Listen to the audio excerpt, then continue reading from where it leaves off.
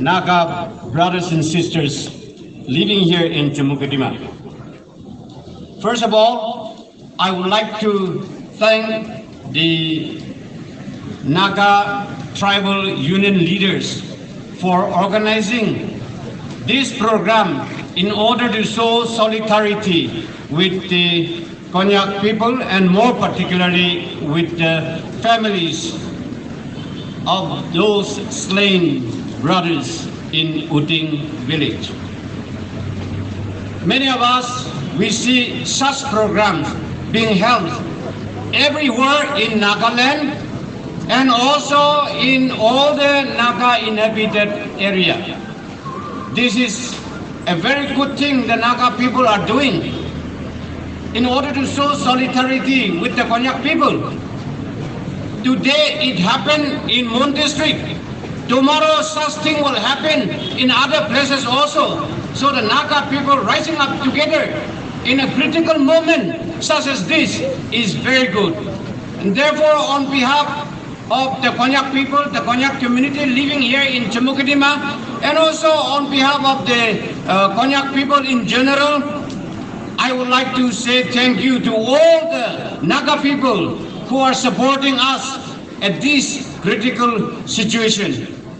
And now, since I'm standing here in the program organized by the Naga Tribal Union here at Jammu-Kadima, I'm going to speak. Whatever I'm going to speak, I will speak in the name and on behalf of the Naga citizens living here in Jammu-Kadima.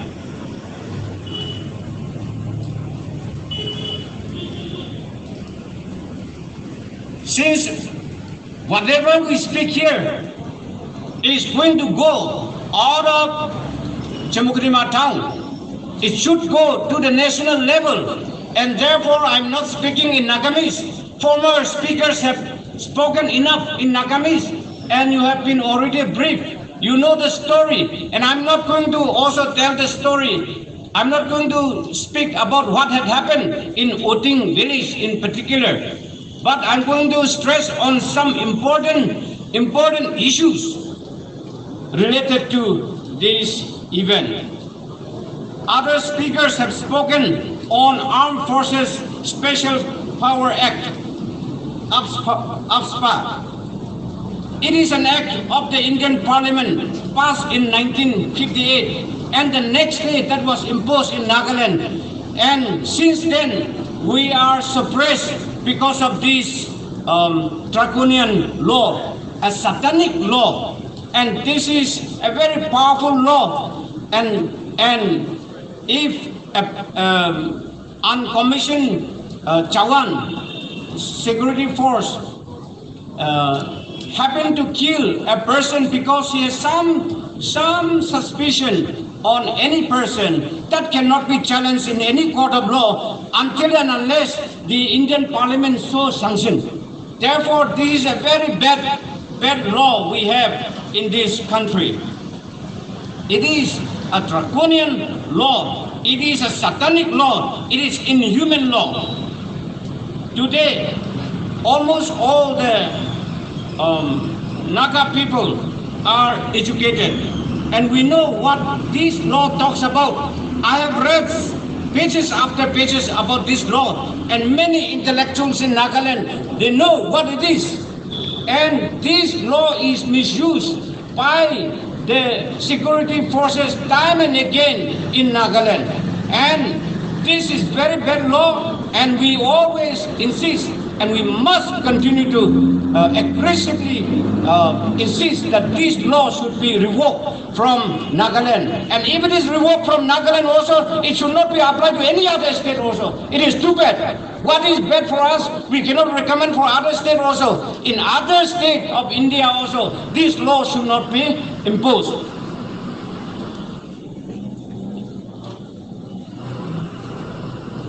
This law will always bring bad name to the government of India also.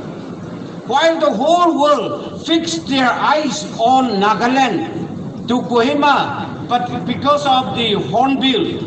But this massacre took place in this state, in Uding village under Mon district, and this is spreading all over the world. And because of such unfortunate incident, because of this massacre, the image of India in the eyes of the world is very bad, and it is reduced, it is tarnished because of this act. The whole world will talk about this. India has this problem. Their domestic problem is not sorted out.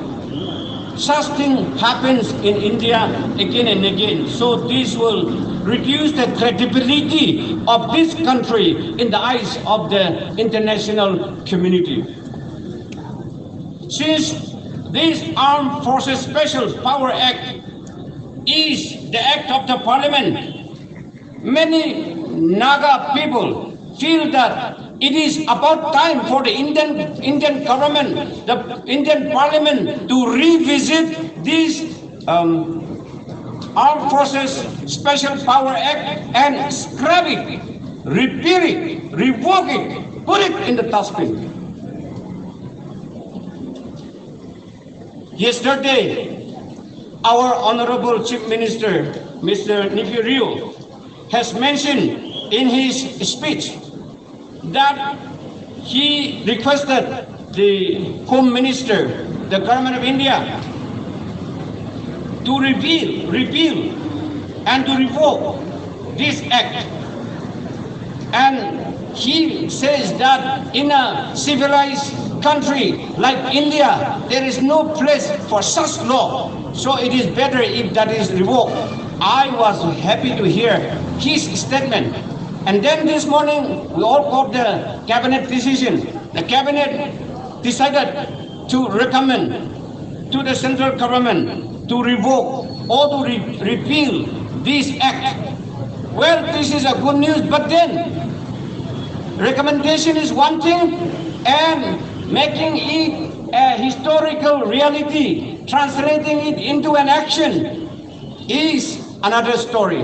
Therefore, until this act is revoked, the Naga people, as we rise up today, must continue to insist and protest and urge the government to revoke and repeal this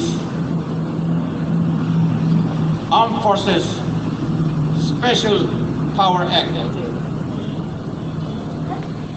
Along with this, another evil is we still have Disturbed Area Act. Time and again, we are controlled by this also, Disturbed Area Act. So we are suppressed, we are sandwiched. But when these two evils, one is AFSPA, another one is Disturbed Area Act. The Naga people feel that both of these laws should be revoked from Nagaland. My next point is, our insurgent leaders, Naga national leaders, are having negotiation with the government of India in Delhi to bring about a solution into Naga problem. And therefore, there is ceasefire everywhere in Nagaland. But then, who sent the armed forces to come behind us and kill so many unarmed civilians in Uding village? Who did it? Is this ceasefire? Is this ceasefire? What do you mean by ceasefire? If this thing is going to happen, government of India has failed to sustain ceasefire.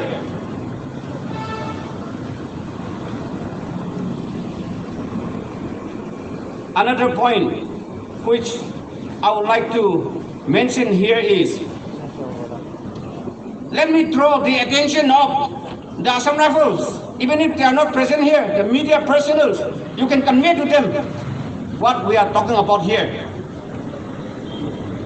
If you come across the Assam Rifle camp, Assam Rifle outpost throughout Nagaland, you will see huge signboard in which it is written, the friends of the hill people.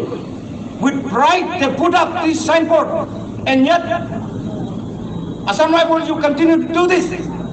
The massacre in Uting is not the first time. From 1958, we have been facing such atrocities again and again throughout Nagaland. But our people, in those, particularly in the late 50s and early 60s and in the 70s, we were not educated. We did not know our right. Therefore, we did not stand up to say no to such evil. But now, Naga people are educated. We know what is our right. Therefore,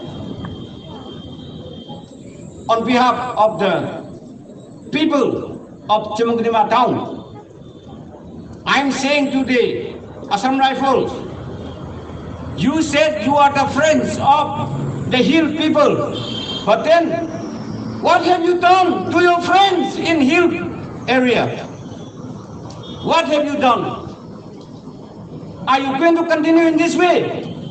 The Naga people very strongly say today that you have no right, no moral right to live in Nagaland. You better pick up your bedding and go back. You have not been able to protect your citizens here in Nagaland. You have not been able to protect your friends in Nagaland. In this connection, I also would like to request the Nagaland cabinet to recommend the central government to withdraw Assam Rifles from Nagaland. They should not be allowed to stay in Nagaland. So everybody must support this one. My next.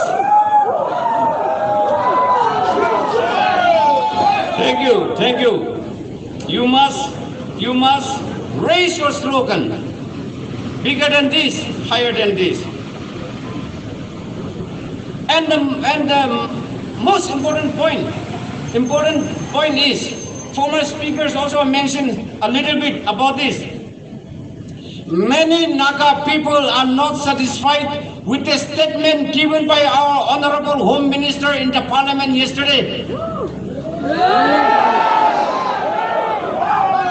Perhaps he has received twisted information, not the truth, twisted information from the military top brass, and he has conveyed this to the Indian Parliament.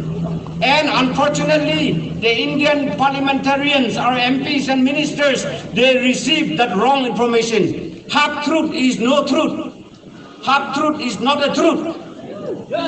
Today, we can find out what had happened. Our case is a very simple one. The special investigation team should not take long time. Just 2 days is enough. And we all know what is going to come from there. Even if they have not told us about their findings, we all know about it. And one day, the truth shall be revealed. The truth shall stand, as the Bible says. It will come out. That day, what the government of India will say. You cannot hide the evil works which you did.